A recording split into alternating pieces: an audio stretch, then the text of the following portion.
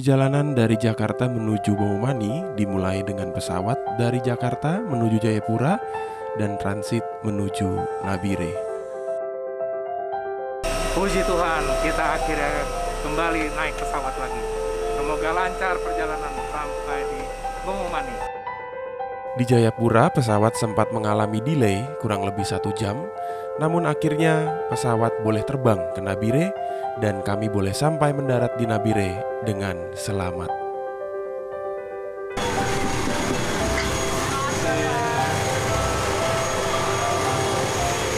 Wah, rupanya kami sudah disambut oleh Romo Vincent, Romo Paroki Bomomani.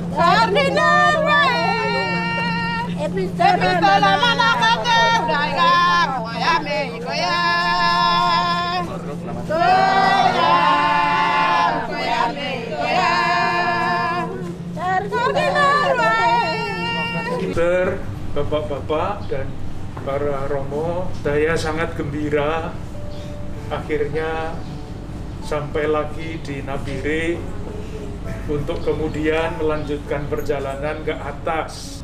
Rencananya sudah 2 tahun yang lalu, tetapi karena keadaan lalu diundur. Ya, kalau diundur terus, kapan lagi saya sampai di sini? Maka saya bertanya kepada romo-romo yang di sini, apakah saya boleh datang? Artinya apakah saya bisa datang? Peraturannya tidak melarang orang dari luar datang. Nah, karena diizinkan, maka saya datang. Semestinya awal bulan Mei, 1 bulan yang lalu, tetapi waktu itu di Jakarta itu corona ini mengganas. Jadi untuk keluar dari Jakarta juga susah. Nah, akhirnya hari ini dengan ketiga romo dari Jakarta yang sudah pernah bekerja di sini, pasti Romo Luki, Romo Aldo tambah tinggi di Jakarta. Akhirnya dengan Romo Steve yang 2 tahun yang lalu juga datang ke sini, kami bisa datang. Senang sekali ketemu dengan mama-mama, bapak-bapak, suster. Saya selalu merasa bahagia kalau bisa mengunjungi saudara-saudara di sini.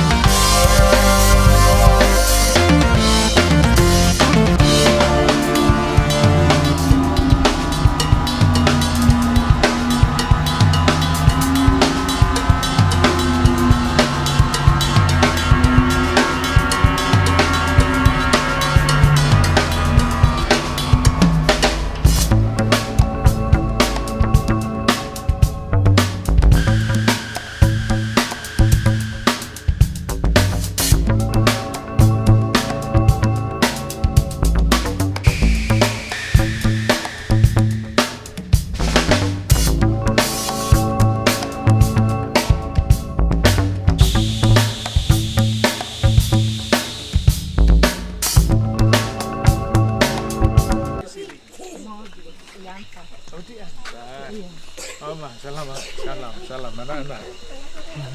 salam, salam. Salam tilu dan Selamat. salam terkenal. Ini siapa? Selamat. Ini siapa ini? Ini siapa? Di tengah perjalanan kami mampir di stasi Epomani 40 km sebelum Bomomani. Di sini Bapak Uskup mendoakan bahan-bahan makanan yang akan dimasak untuk pesta pemberkatan gereja stasi yang akan dilangsungkan pada keesokan harinya.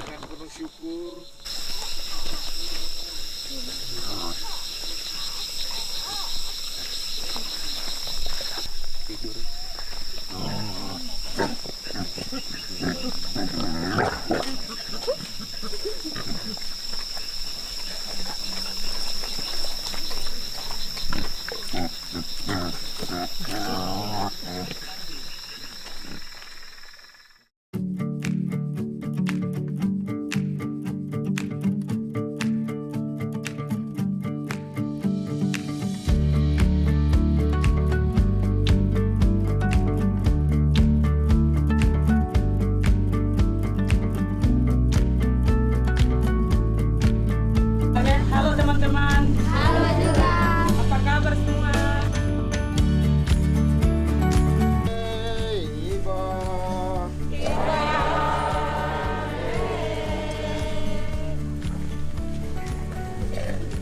Ini kita ingin mempersembahkan gereja yang sudah selesai dibangun untuk Tuhan.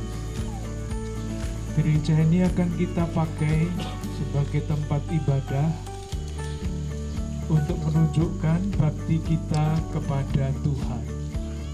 Dengan mempersembahkan diri kita kepada Tuhan, kita berharap sebagai makhluk Tuhan kita akan bertumbuh menjadi manusia-manusia yang dewasa.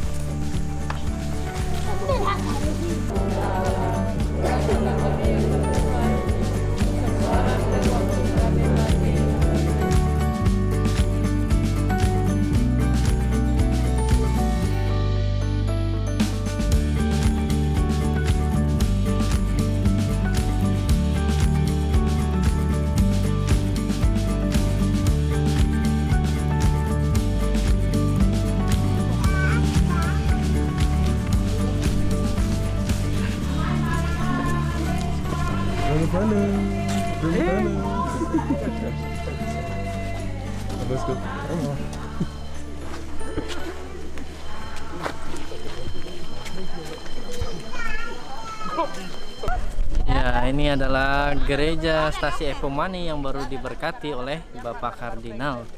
Terima kasih kepada Bapak Kardinal yang telah memberkati dan umat Epomani yang berusaha mempersembahkan gereja ini untuk berdoa bersama. Hehe. Setelah dari Epomani, Bapak Uskup kembali ke paroki pusat di Bomomani untuk melangsungkan upacara penyambutan yang tertunda. Harusnya kemarin, tapi karena kemarinnya sampai sudah terlalu malam, akhirnya dilangsungkan pada hari ini.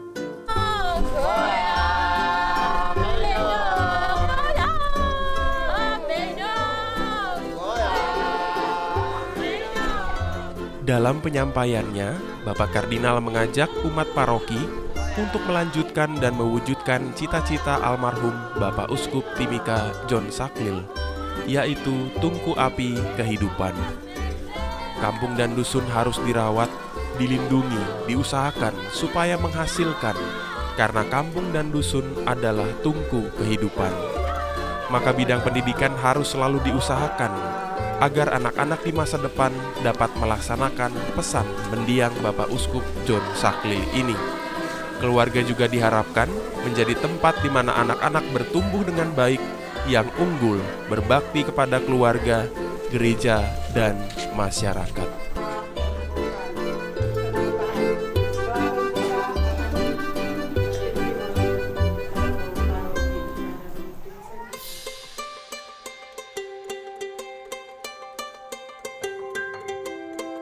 Dalam kunjungan kali ini, Bapak Uskup juga berkenan menerimakan sakramen Krisma kepada 63 umat di Paroki Bomomani, Papua. Perayaan Ekaristi sakramen Krisma dirayakan secara konselebrasi.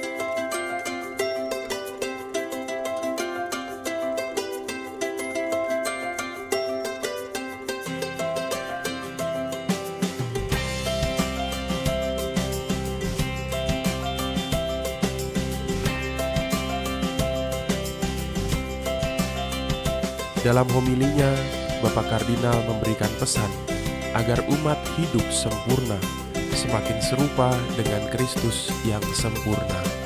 Kesempurnaan itu ditandai dengan pemberian diri Tuhan sampai habis di kayu salib demi kasih-Nya kepada manusia. Kunjungan beliau ke Papua menjadi tanda anugerah dan privilese yang luar biasa bagi Papua pada umumnya dan Paroki Bomomani pada khususnya. Di tengah berbagai persoalan yang terjadi, Papua tetap diperhatikan, selalu dicintai. Papua adalah anak-anak yang dikasihi Allah.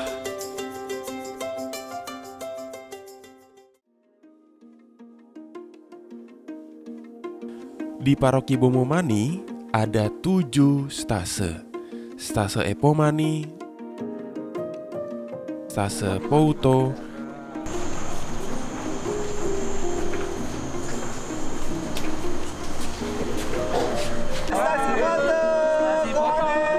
stase Ugida,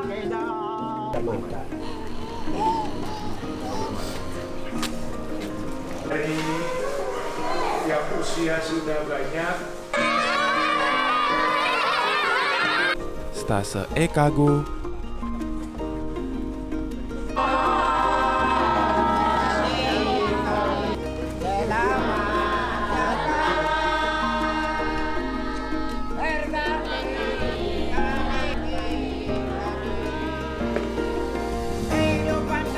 stase Abai Maida,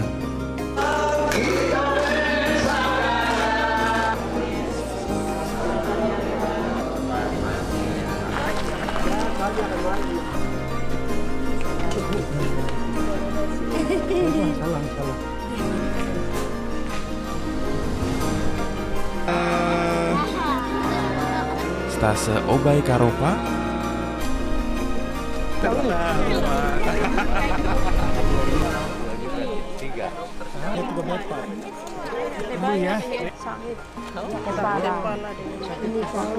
Ini sakit di belakang.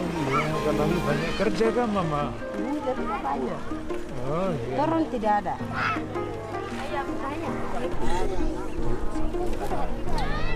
Sini ya. Iya. Ya. Nah, itu.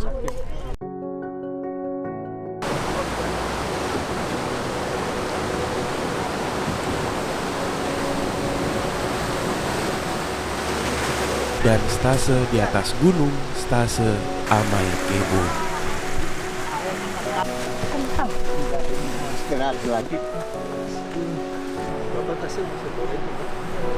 Selamat pagi, Pak Ken. Selamat pagi Bapak. Selamat pagi. Oha Batak. Pak Ken.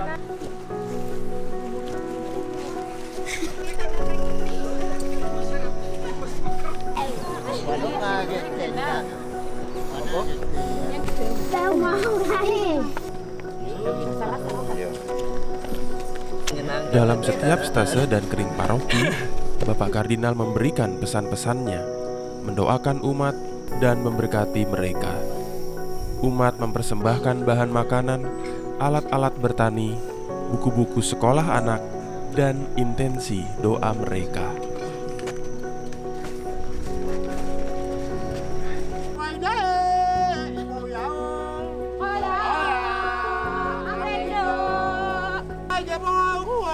Hola. Di dalam setiap stase dan kring, umat juga menyampaikan apa yang menjadi harapan mereka demi perkembangan dan pertumbuhan umat di stase dan kring paroki.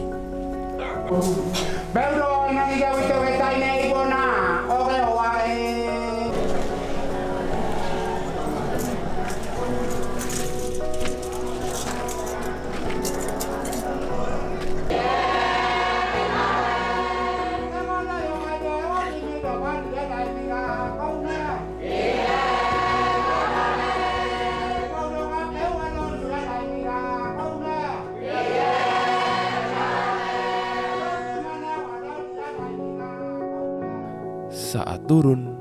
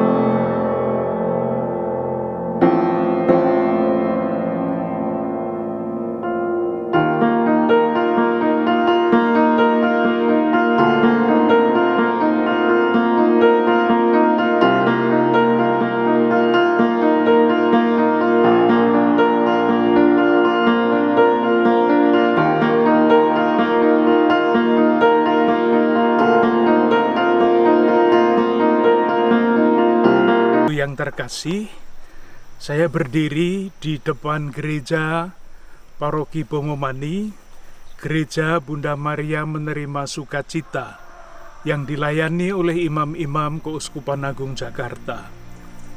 Pelayanan ini dimulai sekitar 14 tahun yang lalu sampai sekarang, dan kiranya akan dilanjutkan karena keyakinan bahwa gereja tanpa misi berarti mati. Salah satu wajah dari misi Keuskupan Agung Jakarta, salah satu adalah pelayanan di paroki ini. Ada sekian banyak stasi yang tersebar jauh, ada yang di atas gunung, dan semua mengatakan hal yang sama. Yang saya dengar dari umat di berbagai stasi ini, mereka mengharapkan kemajuan di dalam bidang pendidikan, di dalam bidang kesehatan, dan tentu di dalam bidang-bidang yang lain. Tetapi yang sangat mendesak adalah pelayanan pendidikan dan pelayanan kesehatan. Keuskupan Agung Jakarta berusaha untuk melayani kebutuhan-kebutuhan itu dan terus mencari jalan supaya kebutuhan-kebutuhan itu menjadi kenyataan. Salah satu yang dimulai adalah sangat sederhana, mendirikan taman kanak-kanak, supaya sejak kanak-kanak, anak-anak itu sudah diajari belajar dengan cara hidup yang biasa. Yang kedua adalah mengundang anak-anak yang masih kecil untuk dididik di Keuskupan Agung Jakarta. Di sana ada salah satu panti asuhan yang diselenggarakan oleh para suster, namanya Vita Dulcedo. Di situ anak-anak yang masih usia sekolah dasar dengan seizin orang tuanya dibawa ke Paroki Harapan Indah. Anak-anak itu dididik dengan cara anak-anak di sana dididik. Harapannya nanti kalau mereka berhasil di dalam pembinaan, mereka kembali dapat diandalkan menjadi pembaharu-pembaharu di dalam masyarakat. Membutuhkan waktu yang lama, kesabaran dan kesungguhan. Saya datang ke sini bersama-sama dengan beberapa teman, sekali lagi untuk berdiskusi, mencari jalan-jalan mana yang dapat kita sediakan supaya kerinduan masyarakat dalam bidang pendidikan, dalam bidang kesehatan dapat ditanggapi. Tidak akan mengubah dunia, tetapi sekurang-kurangnya menunjukkan wajah Gereja Keuskupan Agung Jakarta yang misioner, yang peduli. Kepedulian seperti ini dapat dimasukkan di dalam cita-cita arah dasar yang akan kita mulai tahun 2022, semakin mengasihi, semakin peduli, semakin bersaksi. Terima kasih.